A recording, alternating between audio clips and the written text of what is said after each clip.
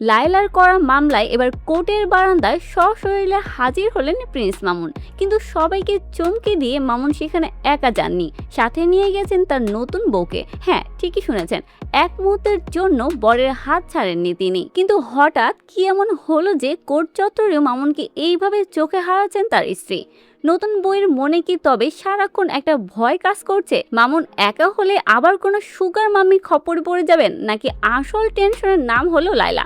কেন মামুনকে এক মুহূর্তের জন্য একা ছাড়তে রাজি নন তার বউ? সেই আসল রহস্যটাই ফাঁস করব আজকের ভিডিওতে। ভিউয়ার্স, ঘটনার বিস্তারিত জানতে ভিডিওটি না টেনে সম্পূর্ণ দেখতে থাকুন। আমরা সবাই জানি লায়লা মামুনের নামে যে মামলাটা করেছিল, সেই মামলার জের ধরে মামুনকে বারবার সশরীরে কোর্টে হাজিরা দিতে হয়। কিন্তু নেটিজেনদের মনে প্রশ্ন, মামুন না হয় কোর্টে হাজিরা দিতে আসলো, কিন্তু তার বউ কেন? সোশ্যাল মিডিয়ায় এখন এটা নিয়ে চলছে তুমুল চর্চা। অনেকেই বলছে মামুন নয়, বরং তার নতুন বই নাকি মামুনকে এক মুহূর্তের জন্য চোখের আড়াল করতে যাচ্ছে না। বাতাসে গুঞ্জন ভেসে বেড়াচ্ছে, বইয়ের মনে নাকি সারাক্ষণ একটা খটকার কাজ করে।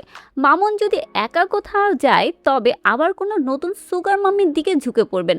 পুরনো ইতিহাস তো সবারই জানা, তাই হয়তো নতুন বউ এবার কোনো রিস্ক নিতে চাচ্ছেন না, কড়া পাহারায় রেখেছেন স্বামীকে। তো ভিউয়ার্স, আপনাদের কি মনে হয়, প্রিন্স মামুনের নতুন বউ কি আসলে কঠিন সময়ে স্বামীর পাশে দাঁড়িয়েছেন, নাকি সুগার মাম্মি বা লায়লার ভয়ে এই কড়া পাহারা? আপনার মতামত কমেন্টে জানাতে ভুলবেন না। আর বিনোদন জগতের সকল আপডেট জানতে আমাদের চ্যানেল গসিপ ভাইবের সাথেই থাকুন।